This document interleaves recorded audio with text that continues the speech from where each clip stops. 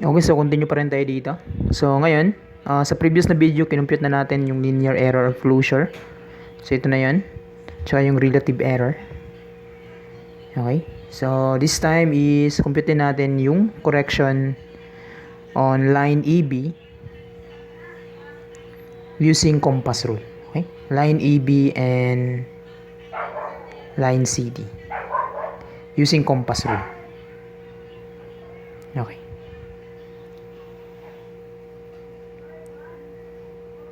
Add page. So using compass rule. Okay. So ngayon, considering yung line AB. Okay. So yung distance niya tsaka yung bearing, ano ko na lang. And also with the latitude and the departure. Okay. So for line AB, meron siyang 410 na may north 45 degrees 20 minutes S, and then yung latitude niya is positive 288.22, and then yung departure niya is meron tayong positive 291.6. Okay, so meron na tayong ganito, no? So ito lang yun, kinuha natin. So ngayon, using yung compass rule, so kailangan ko muna makuha yung distribution factor. So yung distance lang ng line AB all over yung total distance, yung perimeter. So yung distance niya is 410, and then yung perimeter natin, na-compute na natin yan, ito yan, no? Which is 1895. So we have 1895. Okay, so masolve na natin yung latitude. So yung adjusted values.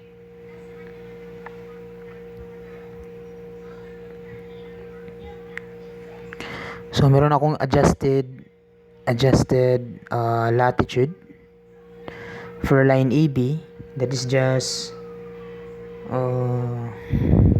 yung latitude niya, which is positive 288.22, di ba?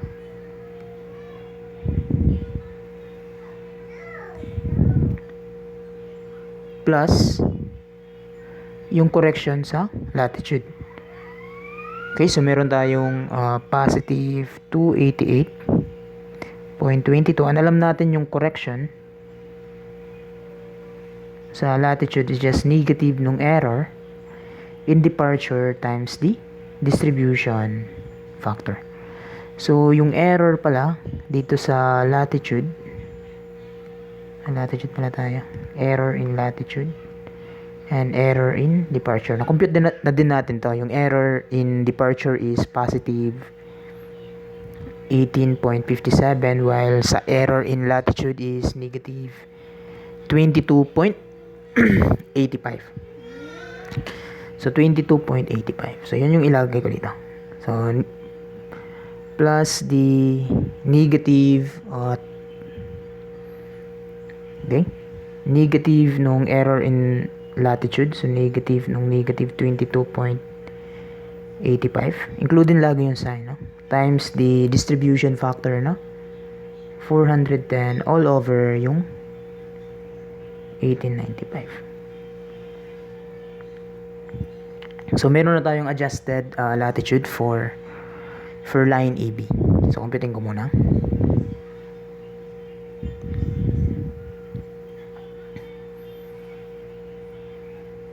So meron tayong 288.22 plus yung negative nung negative 22.85 times yung distance all over yung perimeter na 1895. So we have 293.16. So we have positive 293 0.16. Okay? So, ito na ngayon yung sagot. So, punta tayo dito sa adjusted departure. So, ganun pa rin, departure plus correction in departure. Note na yung correction in departure is just negative nung error in departure times yung distribution factor. So, yung departure is positive 291.6 plus yung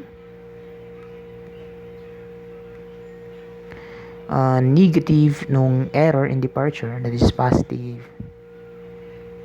18.57 times yung distribution factor na 410 all over 1895. So, masolve na natin yung value and that is just equal to we have 291.6 plus yung error nung negative ng positive 18.57 and 410 out of 1895. So, we have 287.58 positive. So, this one is positive 287.58. And ito na yung sagot. Take note, we're considering line AB pa. No? Next is yung adjusted distance. And bearing. Okay, so yung adjusted distance, alam natin meron tayong positive na departure. So ito yung positive na departure, that is departure 287.58, and then meron siyang positive na latitude. So yung latitude niya is 293.16.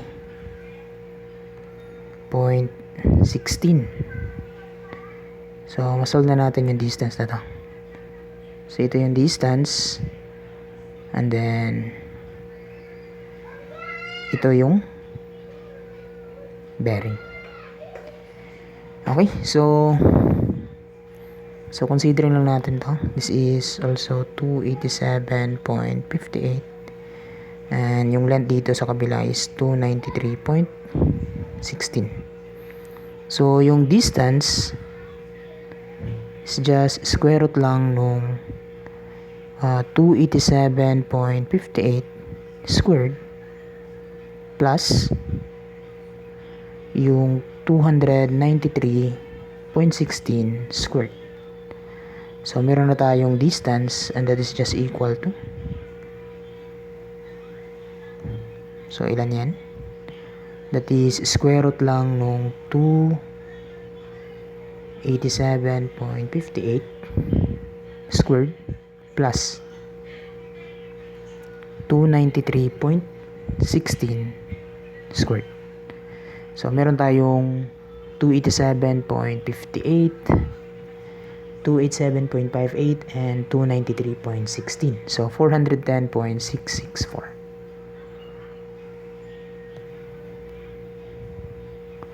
410.664 meters. So, ito na ngayon yung adjusted distance. And then yung bearing is just let's say bearing, that is just ito na lang, no? So tangent beta, okay, that is 287.58, considering yung triangle na to. Okay, considering yung triangle dito kasi yung beta So that is 287.58 yung opposite niya, and then yung adjacent niya yung 293.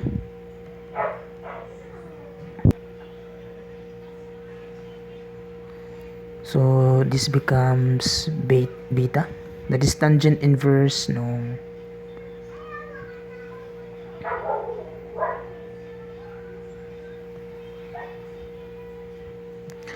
So we have tangent inverse nung 287.58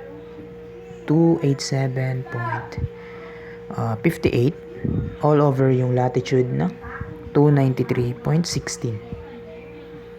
So we have 44.45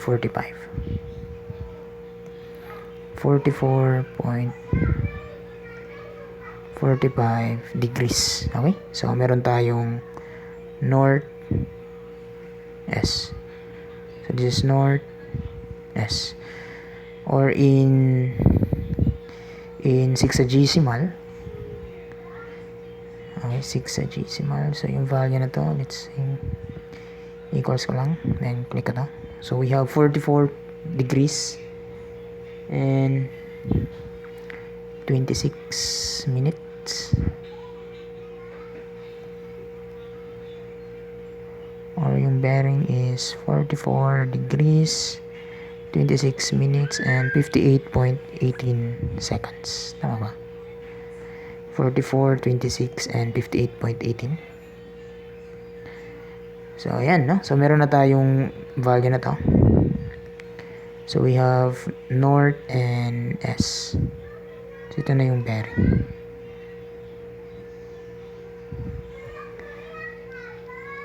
Okay, so, yan na, no? Yan na. So, makita nato din na north-S gyapon. So, katong iyang dati nga, is north-S magyapon, no? So, medyo na bag-o lang. Nahimo siya og 44 degrees 26 minutes. Sa previous is 45 siya, degrees 20 minutes. Then, diri natugdagan siya og 0.664, no? From the distance, no? Saan natang distance? 410.66. Okay, so considering ang line, so compass rule pa rin, but this time we consider yung line CD. So line CD, so kanina po, okay. So sa line CD, so na siya distance, na siya bearing, and na siya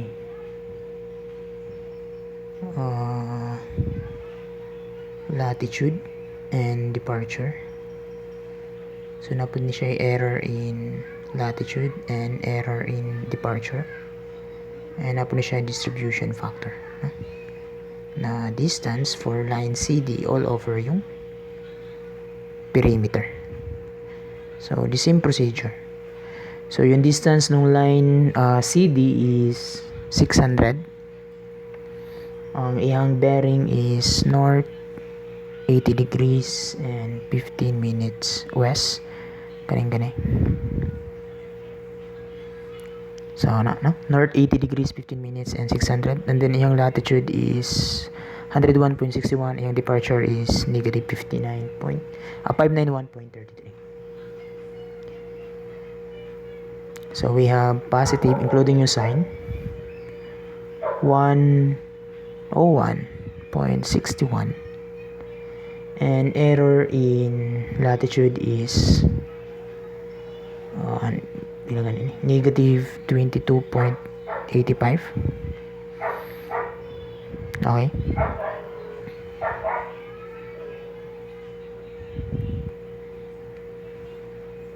Diyan sa nakabutang.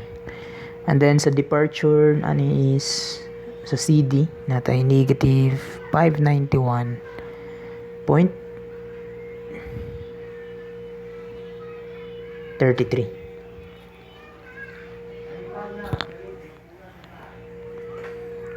And then ang error is error in departure, pinagyan ito, positive 18.57. So positive 18.57.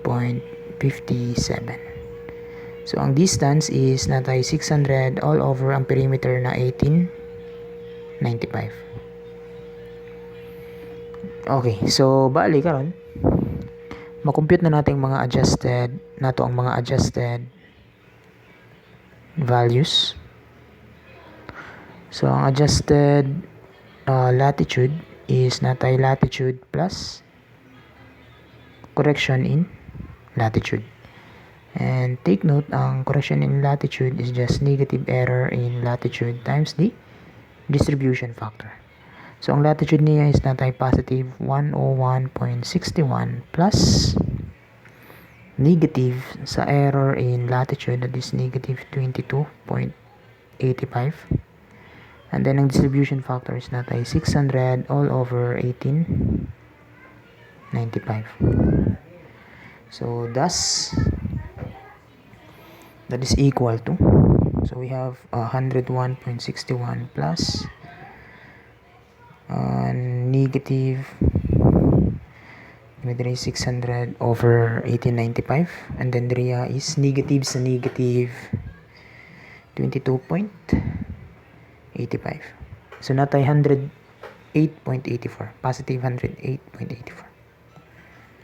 So this one is positive 108.84. So muna niya ang iyahang answer. And for the adjusted departure for line, tignan mo considering line CD, no? So for line CD, yung adjusted departure niya is just departure plus correction in departure. Take note na yung correction in departure is just negative error in departure times the distribution factor. So departure is negative 591.33 plus negative sa positive 18.57, positive 18.57 all over 6 times 600 all over 1895. Okay? Tama ba? So ito na. So nanatay value. So we have negative 591.33 plus kani. So natay negative 600 all over 1895, and then there is positive 18.57. So natay negative 597.21. So negative 597.21. So muna na iyahang answer. So ang iyang adjusted distance is square root lang sa adjusted departure squared plus adjusted latitude squared. So thus we have negative 597.21 squared plus 108, positive 108.84 squared. So yung value karon is square root lang sa 597.21 squared plus 108.84 squared. So natay 607.05. So 607.05 meters. So nasa gamay nga diferensya pod, no? Ang iyang original nga distance is 600. So sa iyang corrected na distance is 607 na. Next is ang iyang bearing. So makita nato din na ang iyang departure is negative. So kung muna itong 0 na origin, so nasa ay negative na departure. This is negative 597.21. And then yung latitude is pasaka, no? So which is positive 108.84. So muna na ito ang line CD. Okay? Kung mapansin niyo, mamani siya, no? So C to D. So mamani siya ang C to D. So ang bearing is kanina siya, no? So dapat na lang na siya hapit sa 80 degrees 15 minutes. So muna itong kuha na bearing. So considering ang kanina triangle, so this one is 597.21 and this one is 108.84. So tangent sa beta is just opposite yung 597.21 all over 108.84. So ang beta karon is just equal to